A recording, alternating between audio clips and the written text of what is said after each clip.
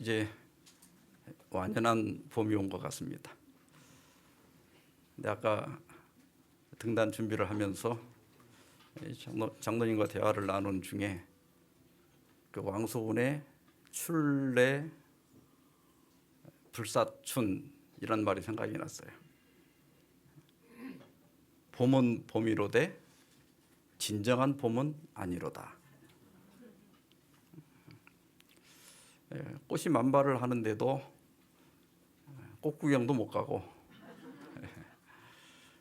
또 저도 우리 진리애플교회 1년 넘게 이렇게 매달마다 한 번씩 왔지만은 여러분들하고 사석에서 밥 먹으면서 대화 한 번 한 적이 없는 것 같아요. 그런 게 제일 아쉬워요. 이 코로나 때문에 우리가 조금 더 가까워지고 또 같이 좀 교제하고 대화도 나누고 이런 시간들을 많이 뺏긴 것 같습니다. 그래서 이게 언제 끝날는지 모르겠어요. 내년 봄에는 괜찮아질지, 지금 상황으로 볼 때 비관적인 이야기가 많이 있습니다만은 하여튼 우리가 그 일상에서 누리던 것들을 이제 잃었을 때 그것이 소중했다는 걸 깨닫게 돼요. 그래서 저도 워낙 바쁘게 살아가지고 은퇴하기 전에는 꽃이 피는지 지는지 별 관심이 없었어요.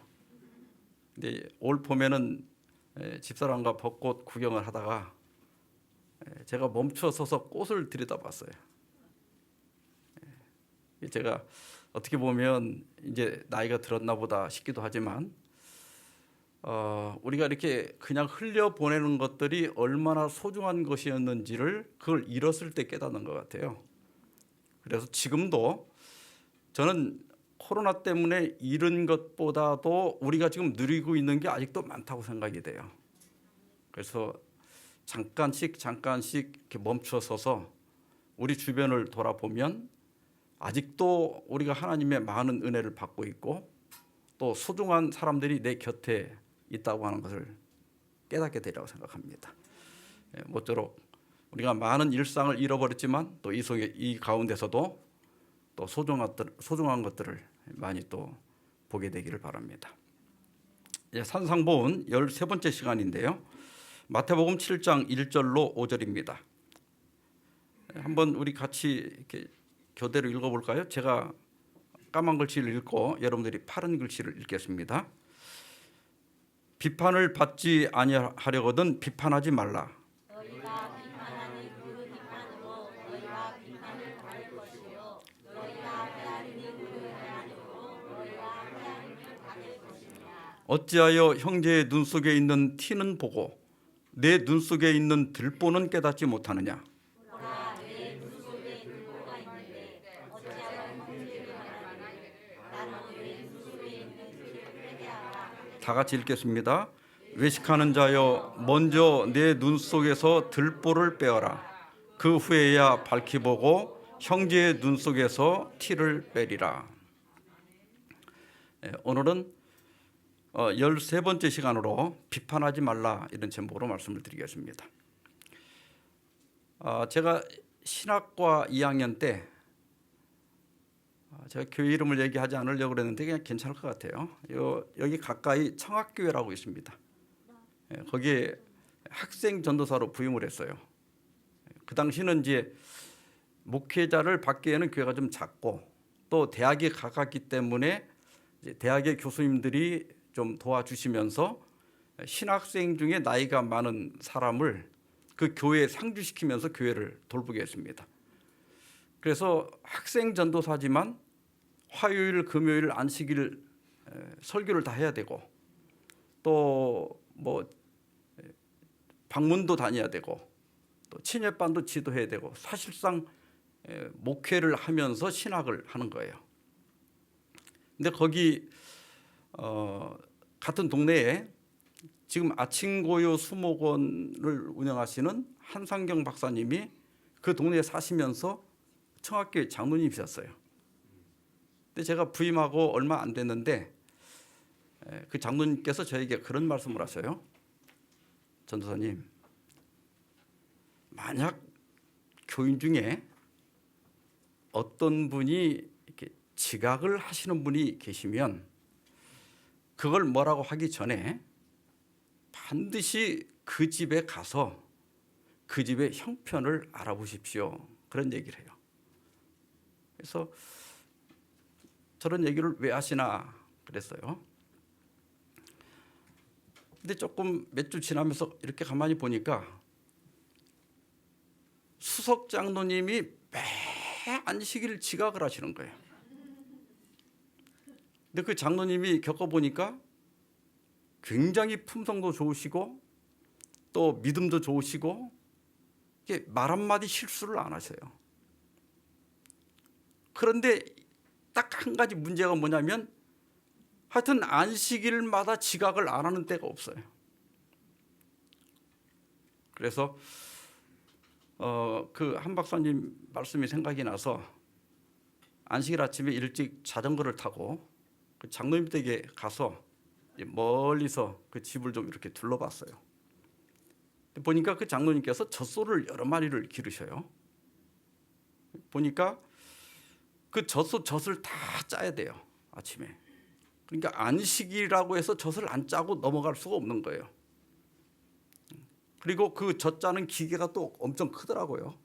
그걸 또 다 씻고 그다음에 그 짠 젖을 냉장고에다 넣고 그리고 이제 소가 밤새 똥을 쌌으니까 이제 그 똥을 다 치워내고 그다음에 짚을 깔아주고 이제 사료를 갖다 또 주고 그렇게 한 다음에서야 씻고 그 소우리에서 일을 하셨으니까 냄새가 나잖아요. 그렇게 샤워를 안 할 수가 없죠.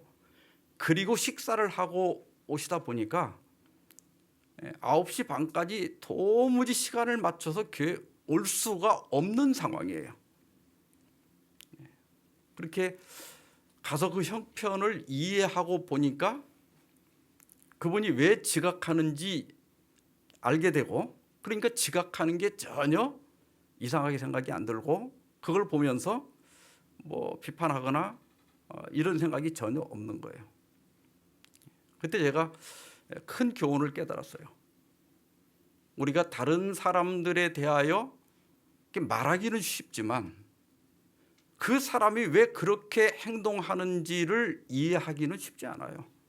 그러니까 우리가 이제 자칫하면 비판하기가 쉽죠. 오늘 본문에 비판하지 말라 이렇게 돼 있는데 대부분의 다른 번역들은 거의 다 판단하지 말라 이렇게 돼 있어요. 그리고 새 번역에서만 심판하지 말라 이렇게 돼 있습니다. 그러니까 비판이라고 하는 건 그냥 다른 사람에 대해서 부정적으로 얘기한다는 의미가 더 강하다면 판단하지 말라고 하는 말은 재판관에 위치에 앉지 마라 이런 뜻이에요.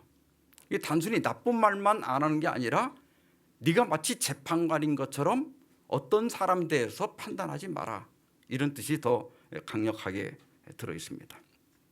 그래서 성경 주석에 보면 예수는 여기서 특별히 다른 사람의 행동의 옳고 그름에 대한 비판이 아니라 동기를 비판하는 것을 말한다. 하나님만이 사람들의 가장 깊은 생각을 읽을 수 있기 때문에 그분만 사람들의 동기를 비판할 권한이 있다.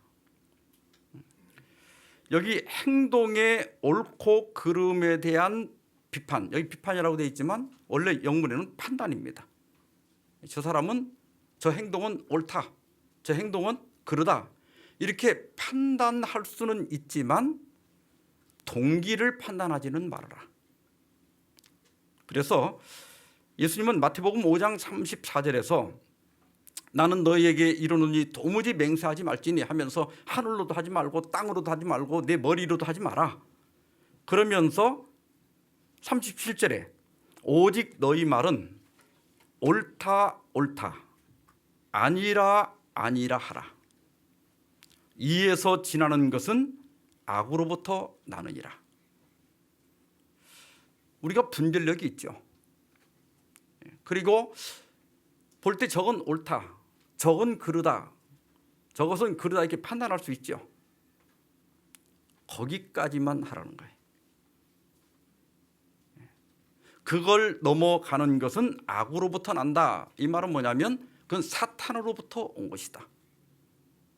그러니까 다른 사람에 대하여 그 동기를 판단하는 것, 저 사람 믿음이 없어, 저 사람 아주 세속적이야, 이건 사탄의 정신이라는 거예요. 교회 지각하는 사람을 보면서 아, 지각하는구나, 그걸 깨닫는 건 우리가 분별력이 있기 때문에 그건 보이죠, 눈에. 근데 거기서 그쳐야지 수석장로가 돼갖고 어떻게 저렇게 모본이 안 되나, 믿음이 없네, 이렇게 그 사람에 대하여 판단하지 말라 이거예요. 이 말이 아까 우리 안 교장님도 잠깐 말씀했습니다. 안 교장님 하셨나요? 예. 죄는 미워하되 사람은 미워하지 마라. 그 말씀 아까 잠깐 누가 한 것 같은데요. 그러니까 죄는 미워하되 이 말은 뭐냐면 아닌 건 아니라고 하되 사람을 판단하지는 말으라 이 말이에요. 우리가 안식일 대신에 일요일에 예배드리는 것, 잘못됐다고 말하는 것은 전혀 잘못된 게 아니에요. 또 사람은 죽으면 그 영혼이 수면 상태에 있다가 예수님 오실 때 부활하는 건데, 헬라적 이원론적 사상을 그대로 기독교가 받아들여 가지고 죽은 다음에 영혼이 뭐 천당 간다 지옥 간다, 이거 아니다, 이렇게 말하는 건 잘못이 아니에요. 근데 그 이상을 넘어가면 안 된다. 야고보도 야고보 5장 12절에서 내 형제들아 무엇보다도 맹세하지 말지니, 뭐 제가 이 말씀 안 드리려고 그랬는데 왜 자꾸 맹세하지 말라고 하는가 하면, 사람은 어떤 자기가 말을 한 것은 나중에 결국 행동으로 다 드러나게 돼 있어요. 그 말이 진실인지 아닌지는 나중에 보면 알아요. 그런데 행동에 자신이 없는 사람일수록 자꾸 어디다 맹세를 해. 내가 내 이름을 건다, 내가 뭐 교회 장로다, 내가 집사다, 이렇게 자꾸 이름을 걸려고 그래. 그게 자기가 행동에 자신이 없으니까 그러는 거거든. 그래서 맹세하지 말라는 거예요. 그렇게 안 해도 네가 한 말에 대해서 네가 행동으로 나중에 보여주면 된다. 굳이 맹세하지 않아도 된다 이 말이에요. 그러면서 오직 너희가 그렇다고 생각하는 것은 그렇다 하고 아니라고 생각하는 것은 아니라 하여 정죄받음을 면하라. 여기 정죄받음을 면하라 이 말은 뭐냐면 네가 심판받음을 면하라. 그러니까 우리가 그 이상을 넘어가는 거, 그 사람의 동기에 대해서 판단하고 사람 자체에 대해서 판단하는 그것은 우리가 하나님 자리에 앉는 것이고, 그것에 대해서는 네가 오히려 하나님께 심판을 받을 것이다. 그 범위를 넘지 말라.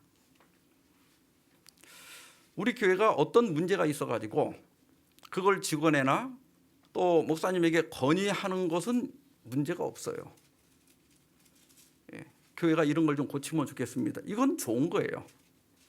그런데 거기에다가 그 문제를 일으키는 사람에 대한 판단을 섞는 것은 남을 비판한 것이다. 그것은 우리의 한계를 넘어가는 것이다. 그래서 교회증언 5권 57, 58페이지 보면 그들의 말에 대하여 항의하면 어떤 사람들은 그것은 사실이다라고 말했다. 말한 사실이 진실이라고 하더라도 그것이 그대들의 행동을 정당화시켜주는가? 아니다. 결코 아니다.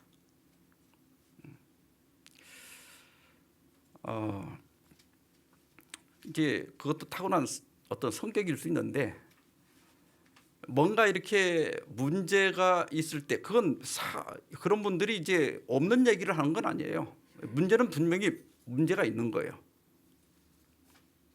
그런데 그 문제를 지적할 때 언제나 사람을 구원하는 방식으로 말을 해야 돼요. 교회를 이렇게 화목하게 하는 방법으로 말을 해야 돼요. 근데 그 문제를 공개적인 자리에서 사람을 망신을 주면서 지적하거나 정죄를 하면서 지적하면 그 사람도 다치고 화목도 깨지는 거예요. 그런 방식으로 그리스도인들은 절대 일하면 안 된다. 이것이 비판하지 말라는 말씀의 핵심입니다. 잘못을 지적해도 예수님께서 마태복음 18장인가요? 거기서 그랬잖아요. 그 사람하고만 가서 말하라. 근데 공개된 장소에서 그 사람을 공격한다든지 요즘은 뭐 인터넷 같은 데다가 막 올린다든지 자기는 속이 시원할지 모르지만 그 일을 당한 사람의 입장에서는 정말 자기의 명예가 훼손되고 자기의 품성이 그렇게 공격을 받을 때 오는 그 고통이라고 하는 건 말할 수 없는 거예요. 근데 우리가 너무 사람에 대해서 쉽게 얘기하는 거예요. 그걸 정의라고 하는 이름으로 혹은 그걸 사실이라고 하는 이름으로 한 영혼을 파괴시킨단 말이에요. 그런 걸 하지 마라. 이런 뜻입니다. 자, 여기에 이것과 관련해서 한 세 가지를 우리가 살펴볼 수 있는데, 첫째로 이 말씀의 의미는 하나님 자리에 앉지 말라는 거예요. 판단하지 마라. 이건 누구만 할 수 있다? 하나님만 할 수 있는 거예요. 야고보 4장 11절 12절에 형제들아 서로 비방하지 말라. 형제를 비방하는 자나 형제를 판단하는 자는 곧 율법을 비방하고 율법을 판단하는 것이라. 내가 만일 율법을 판단하면 율법의 준행자가 아니요 우리는 율법 준행자지요. 근데 네가 그것을 판단한다면 너는 재판관이로다. 입법자와 재판관은 오직 한 분이시니 능히 구원하시기도 하시며 멸하기도 하시느니라. 그러면서 뭐라 그래요? 여기 12절에 너는 누구이기에 이웃을 판단하느냐? 판단은 누구만 할 수 있는 거예요? 하나님만 할 수 있는 거예요. 그런데 도대체 네가 누구기에 이웃을 판단하느냐? 이 말은 뭐예요? 절대 사람에 대하여 재판관의 자리에 앉지 마라. 너는 그럴 자격이 없다. 이런 뜻입니다. 이것이 이제 사탄으로부터 왔다고 하는 이유가 뭐냐면 데살로니가 후서 2장 3절 4절에 보면 누가 어떻게 하여도 너희가 미혹되지 마라. 요즘 코로나가 이제 계속되다 보니까 또 세계적으로 팬데믹이 되다 보니까 이제 막 세상 끝이 왔다고 해가지고 사람들이 굉장히 두려워하는데 그런 비슷한 상황에서 쓰여진 게 데살로니가 후서입니다. 여기 사도 바울은 누가 어떤 말을 하더라도 너희가 그런 말에 미혹되지 마라. 그러면서 가장 강력한 말세의 징조를 여기 얘기하는데 먼저 배교하는 일이 있고 그랬어요. 그러니까 공개적으로 하나님의 진리를 배교한다는 거예요. 그 다음에 저 불법의 사람 곧 멸망의 아들이 나타나기 전에는 그날이 이르지 아니하리니 그는 대적하는 자라. 여기 불법의 사람 하나님의 법을 지키지 않는다는 거죠. 그 다음에 대적한다. 이 원문이 이제 안티케이마인데 안티라고 하는 말은 대적한다는 뜻도 있지만 안티 대신한다는 뜻도 있어요. 대적한다, 대신한다. 그러니까 우리가 안티크라이스트 하면 적그리스도 그러죠. 근데 적그리스도가 그리스도를 대적하고 반대하는 것만 적그리스도가 아니라 자신이 그리스도라고 하는 가짜 그리스도가 적그리스도예요. 이게 대신하는 거죠. 그리스도의 자리에 앉아서 자기를 그리스도라고 주장하는 게 적그리스도예요. 이 안티의 의미가 그거예요. 그러면서 신이라고 불리는 모든 것과 숭배함을 받는 것에 대항하여 그 위에 자기를 높이고 하나님의 성전에 앉아 자기를 하나님이라고 내세우느니라. 이게 뭐라고요? 대적하는 거예요. 이것은 한 종교 체계가 그런 일을 할 것이다. 그런 예언입니다. 그러니까 이런 적그리스도가 활동을 시작하는 것이 예수님 재림의 가장 강력한 증거다. 근데 이것이 하나의 종교 체계지만은 작게 얘기하면 우리 교회 안에서도 우리가 적그리스도의 그 위치에 앉을 수 있어요. 교회 안에서 독재를 하는 거예요. 내 뜻대로 안 되면 그냥 막 공격을 하고 끝까지 고집을 부리고 뭐 어떤 직원에서 결정을 해도 소용도 없고 교회 안에서 그것이 바로 우리가 하나님 자리에 앉는 거예요. 가정에서도 보통 우리 옛날 남자들이 그렇게 많이 했는데 막 집에서 굴림을 하는 거예요. 그래서 아내들에게 재정권도 안 주고 돈 다 쓰게 하고 뭐 자녀들에게도 막 강제로 막 뭘 하라고 그러고 뭘 못하게 하고, 사실 이런 정신 그 자체는 하늘의 정신은 아니에요. 그 근원이 전부 어디에서 오는가 하면 사탄에게서 오는 거예요. 제가 지금까지 살아본 바로는 내가 가장 가까이 세 여자하고 살아봤는데 우리 어머니, 우리 집사람, 우리 딸, 착한 여자는 없어요. 이 세상에 말을 안 할 뿐이지 사람은요, 이렇게 남자들이 집에서 이렇게 막 폭력을 쓴다거나 또 막 큰 소리를 지르고 강제를 하고 가족들을 꼼짝 못하게 하면 그 아내가 착해서 가만히 있는 게 아니에요. 다 알 거 알고 느낄 거 느끼고 상처받을 거 상처 다 받는 거예요. 근데 가정의 평화를 위해서 참아주는 거예요. 그러다 보니까 그 아내는 병들어가고 행복감을 전혀 못 느끼는 거예요. 이 하나님 나라는 그런 게 없는 거예요. 하나님께서는 죄인도 개인의 자유의지를 절대로 강제하지 않습니다. 하나님이 힘이 없어 그런 게 아니라 하나님의 정치는 그거예요. 내가 네 앞에 생명과 사망을 두었다. 복과 저주를 두었다. 네가 생명을 택하면 내가 너에게 영생을 줄 것이고, 네가 죽겠다고 죽음을 택하면 내가 죽음을 주겠다는 거예요. 하나님이 강제로 하는 게 아니에요. 그래서 우리가 하나님 자리에 앉아서 뭐든지 내 뜻대로만 하려고 하는 것은 그 근원이 악에서 난다, 사탄에게서 나온 거예요. 그 정신 자체가. 그렇게 살지 말아라.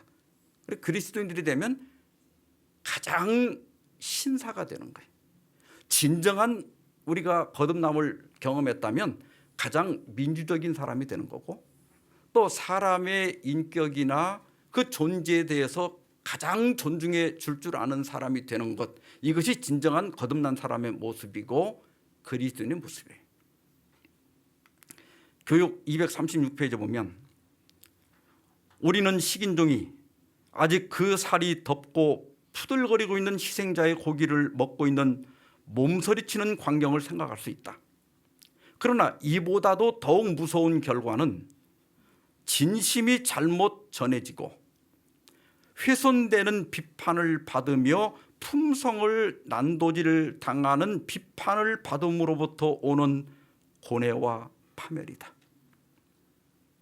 실제로 어떤 명예훼손을 당한 분들, 그것도 더구나 거짓말에 의해서, 그런데 아무리 진실이라 하더라도 내 자신의 품성이 난도질을 당하면 그건 정말 견딜 수 없는 거예요. 그래서 다른 사람에 대해서 비판하는 것만큼 잔인한 것이 없다. 엘렌 화이트는 여기서 뭐라고 그랬어요? 그건 식인종이 사람의 고기를 먹는 것처럼 몸서리치는 일이다.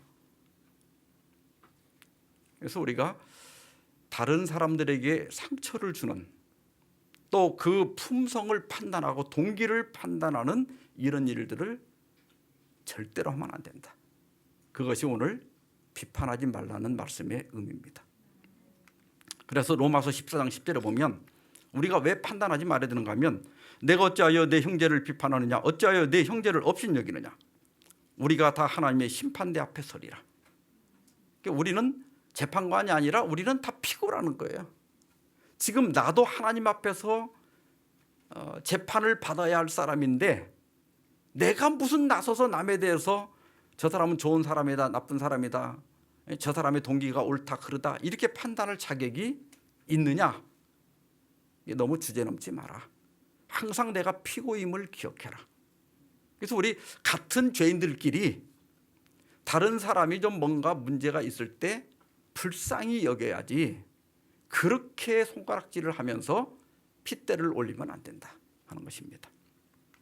또 누가복음 6장 37절에 비판하지 말라, 그리하면 너희가 비판을 받지 않을 것이요, 정죄하지 말라, 그리하면 너희가 정죄를 받지 않을 것이요, 용서하라, 그리하면 너희가 용서를 받을 것이요. 그래서 우리가 비판하지 않아야 또 나도 비판받지 않는다, 그걸 기억해야 돼요. 내가 남에게 판단하지 않아야 나도 판단하지 않게 되고, 내가 남을 용서해야 나도 하나님께 용서받을 수 있다. 이걸 기억하고 절대 비판하지 마라. 하나님 자리에 앉지 마라 하는 것입니다. 두 번째는 오늘 본문 속에 내로남불하지 마라. 매년 교수들이 한 해를 이렇게 마감하면서 그 한 해의 그 사회를 반영하는 사자성어를 선정하고 있는데, 작년에 1위를 한 것이 아시타비입니다. 아시타비. 이게 나자에다가 오를 시자야. 나는 옳고 다를 타자에 아닐 비자입니다. 다른 사람은 그러다. 이것도 이제 원래 뭐 고전에 있는 단어가 아니고 새로 만든 거예요. 근데 작년에도 그렇고 올해도 신문에 이렇게 자주 오르내리는 단어 중에 하나가 내로남불입니다. 이게 무슨 뜻인지 알죠? 내가 하면 로맨스고 남이 하면 불륜이고, 그걸 갖다가 한문으로 새로 만든 것이 아시탑입니다. 그다음에 두 번째가 후한무치예요. 얼굴이 두꺼워서 부끄러움을 모른다. 이 거의 이제 같은 비슷한 단어입니다. 오늘 그 산상보훈에서 예수님께서 어찌하여 형제의 눈 속에 있는 티는 보고 내 눈 속에 있는 들보는 깨닫지 못하느냐. 보라, 내 눈 속에 들보가 있는데 어찌하여 형제에게 이르기를 나로 내 눈 속에 있는 티를 빼게 하라 하겠느냐. 남의 티는 보면서 내 눈에 있는 들보를 보지 못한다. 이게 바로 아까 말한 내로남불이죠. 자기에게는 더 큰 문제가 있는데 자기의 들보는 보지 못하면서 남의 잘못, 그건 더구나 그건 뭐예요? 내가 잘못하는 것에 비하면 티에 불과한 건데 그걸 못 봐주는 거예요. 이런 의미와 연결되는 것이 이제 후한무치입니다. 이제 그런 사람들이 보면 굉장히 뻔뻔하죠. 내가 하는 건 괜찮고 남이 하는 건 못 봐주고. 근데 되게 교만한 사람들이 남 교만한 거 못 봐줘요. 이게 남한테 잘못 지적하기 좋아하는 사람이 자기가 지적받는 것도 못 견딥니다. 이게 완전 진짜 내로남불이죠. 어느 날 나단 선지자가 다윗 왕을 찾아와서, 지금으로 말하면 예루살렘 그 국민청원 게시판에 올라온 한 사연을 왕에게 이제 보고를 합니다. 왕이시여, 여기 국민청원 게시판에 지금 한 청원이 올라왔는데 어느 동네에 두 사람이 살고 있었습니다. 근데 한 사람은 부자라 양과 소가 굉장히 많고, 한 사람은 너무너무 가난해서 암양 새끼 한 마리를 키웠는데 그 암양을 얼마나 아끼는지 밥도 같이 먹고 잠도 같이 자고 딸처럼 키웠습니다. 그런데 어느 날 그 부잣집에 손님이 왔어요. 근데 부자가 자기가 양이 많은데 그 손님을 자기 양을 잡아서 대접하려니까 이게 좀 아까운 생각이 들어가지고 그 가난한 사람의 하나밖에 없는 그 양을 뺏어다가 손님을 대접했다고 합니다. 이 말을 듣자마자 다윗이 그 사람으로 말미암아 노하여 아주 화를 내면서 나단에게 이르되 여호와의 살아계심을 두고 맹세하노니 이 일을 행한 그 사람은 마땅히 죽을 자라. 그랬더니 7절에 나단이 다윗에게 이르되 당신이 그 사람이라. 다윗은 뭐 여자들이 많이 있었잖아요, 왕궁에. 근데 그 우리아의 하나밖에 없는 그 아내 밧세바를 빼앗고 더구나 그 우리아를 또 죽이기까지 했지 않습니까?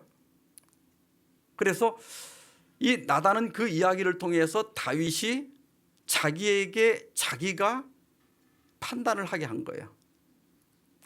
다윗이 지는 아내가 그렇게 많은데도 남의 그 하나밖에 없는 아내를 당연하게 뺏어와 놓고 그 양 한 마리 뺏어간 건 또 막 화를 내면서, 이거 완전 내로남불이잖아요. 내가 하는 건 괜찮고 더구나 양하고 이게 아내하고 비교할 수 있습니까?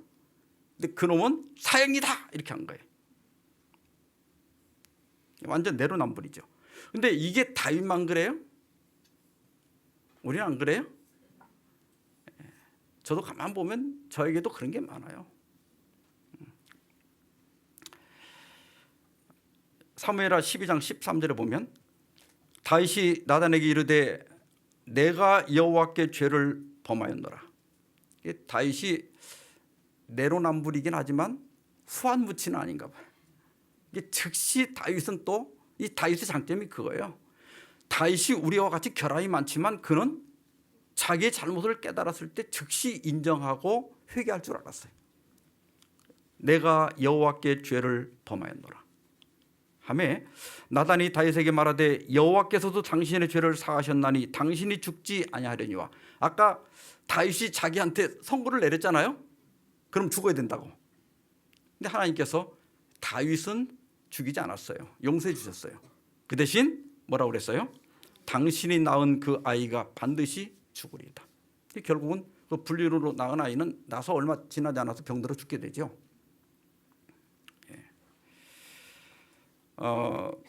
이종윤 목사가 쓴 산상본 강의가 있어요. 꽤 오래전 책인데 랍비들에 의하면 하나님께는 두 개의 재는 자가 있는데 하나는 공이요 다른 하나는 자비라고 한다. 우리가 거짓된 사람을 만날 경우 하나님의 공의의 자가 이용되기를 얼마나 고대했던가. 하지만 우리 자신에게 같은 자가 이용되는 것을 우리는 원치 않았던 이들이 아닌가. 정말 제멋대로 하는 사람을 이렇게 보면 무슨 생각이 들어요? 하나님 뭐 하시나. 저런 사람은 그냥 하나님한테 한번 매를 막 되게 맞아야 되는데 이렇게 하면서 내가 똑같은 일을 할 때는 똑같은 공의의 자를 나한테는 안 되는 거야. 나한테는 이제 자비의 자를 갖다 대고 내가 하는 건 괜찮고. 이게 내로남불 아니에요? 우리에게 그런 게 다 있는 거예요. 그래서 갈라디아 6장 1절에 보면 형제들아 사람이 만일 무슨 범죄한 일이 드러나거든 신령한 너희는, 그러니까 여기 신령한 너희는 이 말은 뭐냐면 성령의 인도를 받는 너희는, 성령을 따라 사는 너희는 그렇게 세상 사람처럼 미워하고 저 하나님이 저거 벼락이라도 안 때리나 그렇게 하지 말라는 거예요.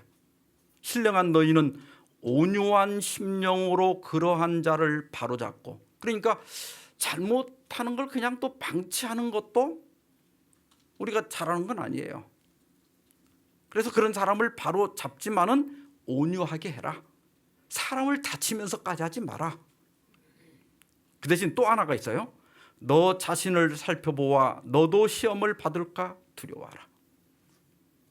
그래서 우리는 잘하는 사람에게는 잘하는 대로 배우고, 또 뭔가 문제를 일으키고 뭔가 잘못하는 사람이 있으면 나한테도 저런 모습이 혹시 있지 않나?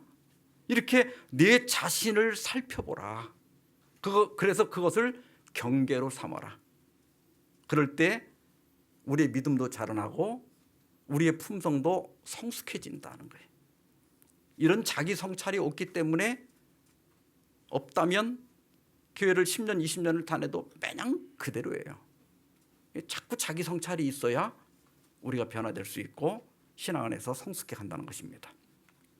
그 다음에 세 번째로 우리가 받을 교훈은 형제가 되어주라. 마태복음 7장 5절에 외식하는 자여 먼저 내 눈 속에서 들보를 빼어라. 그 후에야 밝히 보고 형제의 눈 속에서 티를 빼리라. 예수님께서 산상보훈에서 제시하신 이 관계 기준은 굉장히 높고 건전합니다. 우리가 믿음의 형제들에 대하여 재판관의 자리에 앉거나 또 내로남불하는 태도를 가져서는 안 되지만, 그렇다고 해서 그 형제의 잘못에 어떤 책임도 없다 이렇게 해서는 안 된다는 거예요. 그 형제의 눈에서 티를 빼주라고 그랬잖아요. 그러니까 분명히 저것은 잘못됐을 때는 우리가 그것을 바로 잡아 주어야 할 책임이 우리에게 있다. 근데 그렇게 하기 전에 먼저 할 일이 있죠. 그게 뭐냐면 내 눈에 있는 들보를 빼야 된다.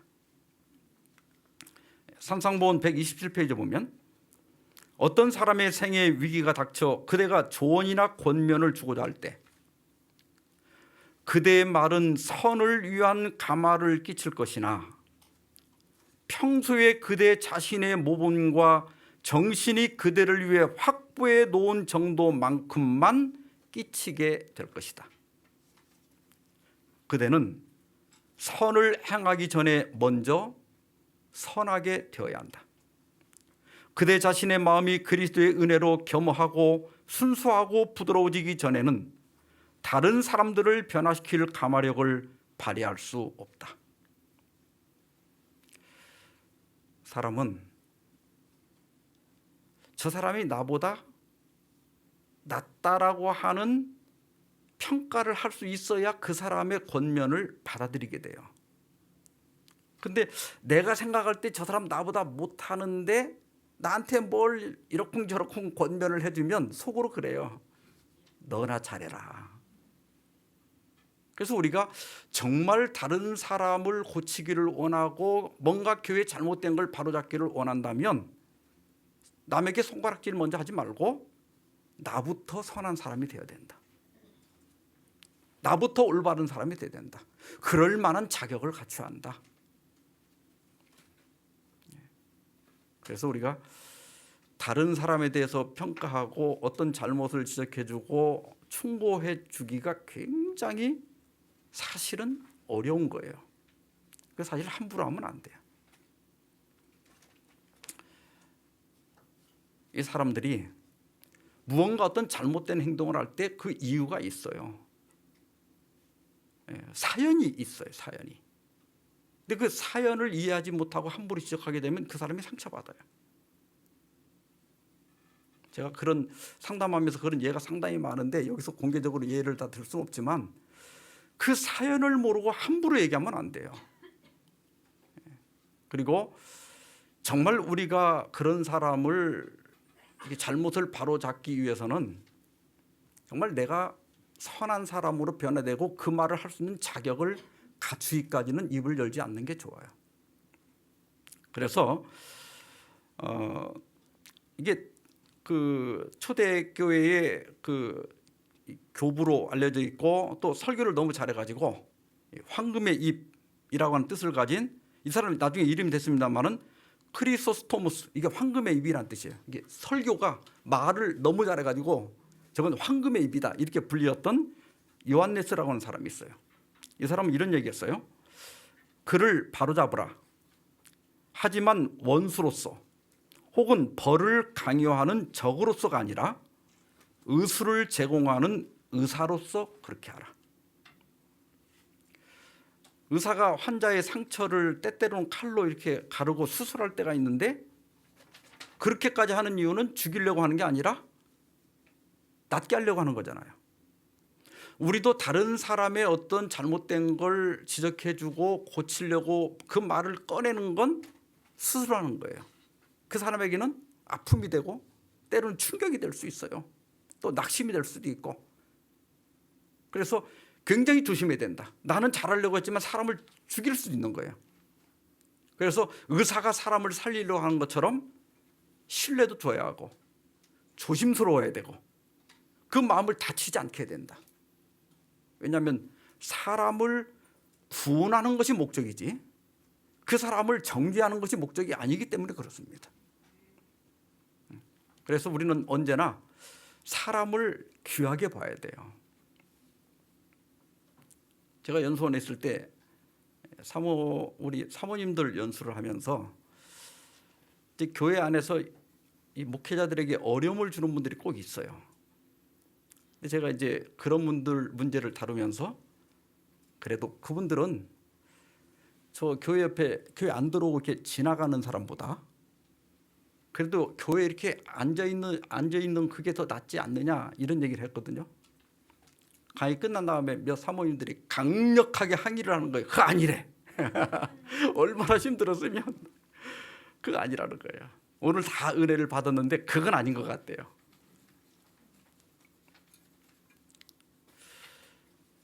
우리가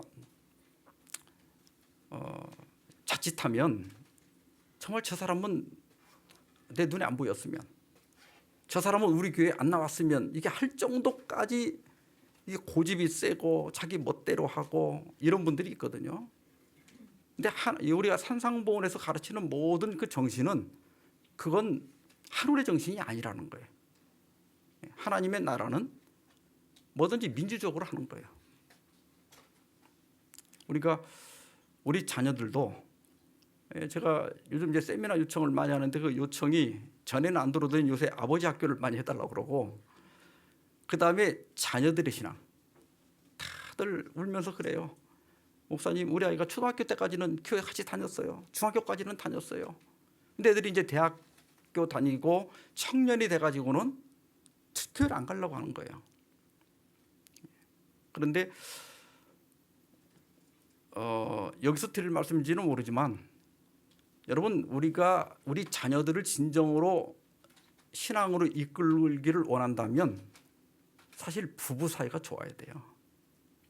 근데 우리 아빠 엄마가 교회는 열심히 다니면서 그렇게 미워하고 그렇게 싸워대면 애들이 부모한테 보복할 다른 방법이 없거든요. 자기 부모가 싸우는 거 싫거든.